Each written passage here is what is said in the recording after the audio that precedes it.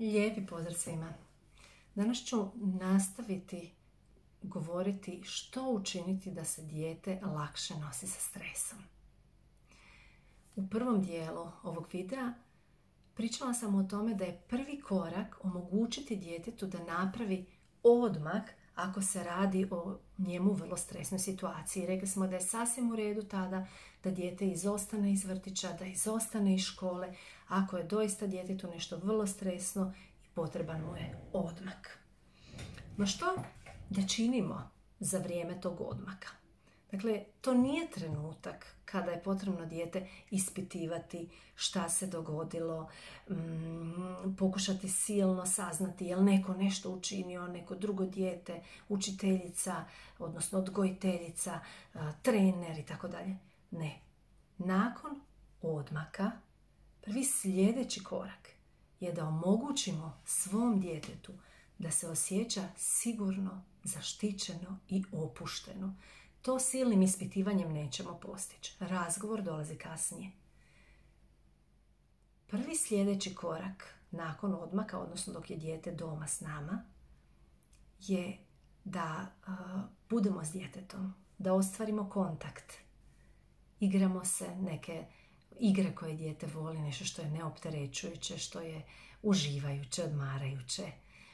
Zajedno crtamo, razgovaramo o nečem neopterećujućem, isplešemo se po stanu. Sve zavisi šta vaše dijete voli. Dakle, dok je odmak, dok traje odmak, zabavljamo se i omogućavamo kroz naš kontakt, kroz dobar osjećaj povezanosti, da dijete ponovo se osjeti sigurno i opušteno. Dakle, da izmakne se iz stresa. Ako nam je dijete stvarno opterećeno i doista vidimo znakove stresa, tada bi bilo dobro da prije toga i radimo neke fizički izazovne, aktivne sadržaje kao što je trčanje, dodavanje loptom, ispucavanje lopte u zid, gnječenje plastelina, lupanje u jastuk. Dakle, da se otpusti taj stres iz tijela. Okay? A nakon toga krenite na ove ostale zajedničke aktivnosti koje vas povezuju. Jer kada se dijete druži s vama, a uz vas se osjeća sigurno, kada je povezano, kada je u kontaktu s vama, tada i taj stres odlazi, tada se dijete opušta i ponovo se osjeća sigurno. Tek kada ste napravili tu jednu sigurnosnu bazu ili nekakav štit u vašem krilu, simbolično kažem u krilu, a to naravno može biti i doslovno u krilu, tek tada možda će tada dijete početi govoriti samo. No vi možete potaknuti dijete da govori. Jedan od dobrih načina da vam dijete govori onome što ga opterećuje, opisano je u mom videu kako razgovarati s djecom, da se povežemo s djecom i kako razgovarati s djecom, da se djeca otvore. To je jedan video koji možete pogledati na mom YouTube kanalu Gordana Galetić, pa se sad nećemo baviti ponovo time.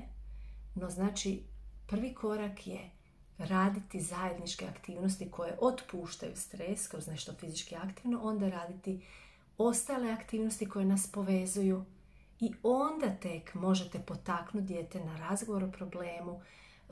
Pritom je važno da ste vi smireni, opušteni, da se dijete ne osjeća nesigurno šta će biti, hoće li nastati neki show prema vašem djetetu, prema nekom drugom djetetu, prema vrtiću, prema školi. Ako dijete podijeli svoju muku, dijete mora znati da ćete vi odreagirati mudro, dok ga podržavate kako da dijete sebe samo zaštiti i po potrebi ga onda vi još zaštitite.